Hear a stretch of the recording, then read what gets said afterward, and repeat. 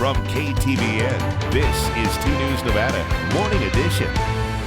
The results of a preliminary investigation into a deadly shooting involving an Elko County deputy has been released. So what led up to that shooting? Lots of people will be online shopping this week for Amazon Prime Day. Some tips to protect your package from porch pirates. That's coming up. It'll be a touch cooler today, but seasonable with highs right around 90 degrees, but triple digits are likely by the weekend. All the details coming up. Good Wednesday morning, and thank you for starting your day with us. I'm Kyle Lauder. And I'm Faith Justice. So glad to be with you this morning. Shaping up to be one of those days where you might want to chew on some ice or stow an ice pack in the blazer. Oh my! Whatever it takes to stay cool. Whatever it takes to stay cool. We're not outside right now, and it's anyway. We got to check with meteorologist Angela Schilling because Faith is right. I think it's going to be heating up this week. Good morning, Angela. I had no idea. Faith has an ice pack. Right. Are you? It's just a good idea, right? Right? Yeah. I don't know. It looks like one from your lunchbox. Yeah, it is. In an air-conditioned studio, nonetheless. But I hear you. It's still muggy this morning. Well, she's bringing props. It's a good thing. Right? That was fun. Yeah, that was great. Props are fun.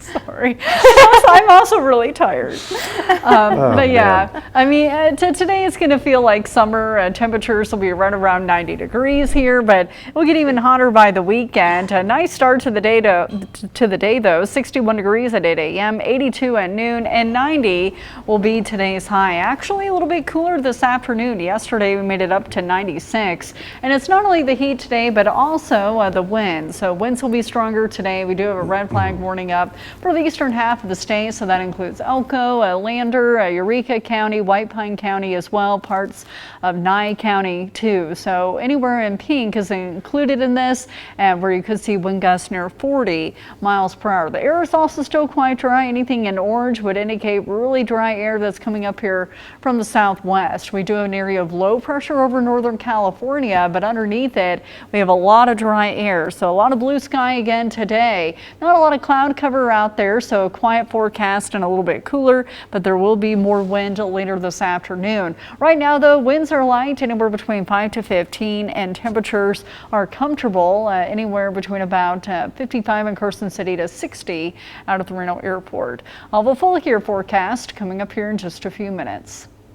Sounds good. Thanks, Angela. And taking a look in Fire Watch, no one is hurt and no buildings are damaged after a fire broke out near Verdi yesterday afternoon. The Sierra County Sheriff's Office says the Kimber fire charred a little more than a quarter acre before firefighters got it put out.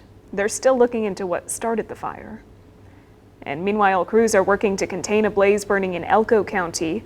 The Bureau of Land Management says the Hot Canyon fire, burning about 10 miles northwest of Montello, has charred 1,800 acres since sparking yesterday afternoon. There is currently no containment on this fire. It was sparked by lightning.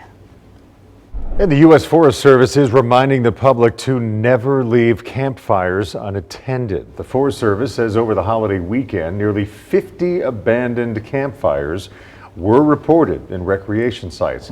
One fire at Gansner Bar grew to more than 600 feet. And officials say you should always make sure campfires are dead and cool to the touch before you leave. The Yuba County Sheriff's Office has identified the teenager who drowned in the Feather River on July 4th.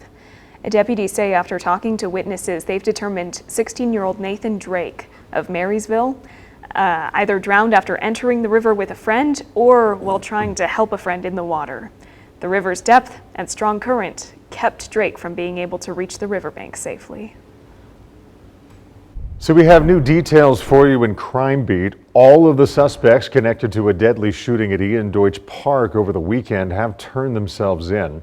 The Nye County deputies say yesterday Anthony Aguilar and Fabian Ferrante did surrender themselves to the sheriff's office's Pahrump station.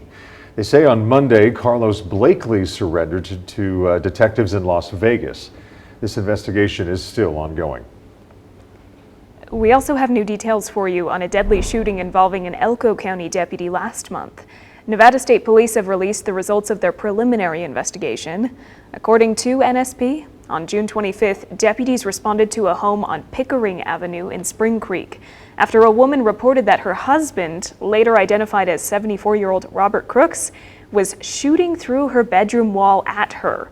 When deputies arrived, they ordered Crooks to come out of the home with his hands up, but he allegedly refused. NSP says Crooks did eventually come out of the home with a gun. That's when the deputy fired shots. Subject's not following commands.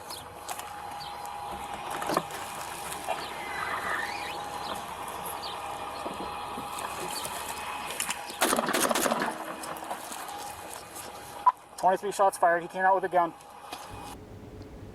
Crooks died at the scene. Nevada State Police say if he survived, he'd be facing multiple charges, including attempted murder with a deadly weapon. The deputy involved in the shooting has been put on administrative leave while the investigation continues. The California Highway Patrol out of Quincy has identified a man who they say crashed his motorcycle near Sierraville on Saturday and left a woman who was in the crash with him in a ditch. Now, she was hospitalized in critical condition, and troopers say the man, who they have identified as, quote, Tim, represents the Silver Barons out of Virginia City. He is expected to face multiple felony charges.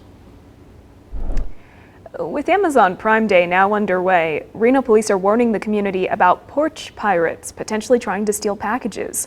Officers say they see an increase in package thefts this time of year, but there are some ways you can keep it from happening to you. Let a neighbor know and have a neighbor come out and grab the packages off your porch if you're not going to be home. Officer Chris Johnson also recommends having your order shipped to an Amazon locker instead. These are often located at stores like Dollar Tree or 7-Eleven. You'll have 3 days from delivery to go get your package from there. And if you're going to be out of town for a while longer, the post office can hold your packages for up to 15 days. You can go pick it up when you get back. You can also do this with FedEx or UPS. And coming up next on 2 News Nevada this morning, President Trump and Israeli Prime Minister Benjamin Netanyahu continue to talk about a possible peace deal in Gaza, when the White House hopes to have an agreement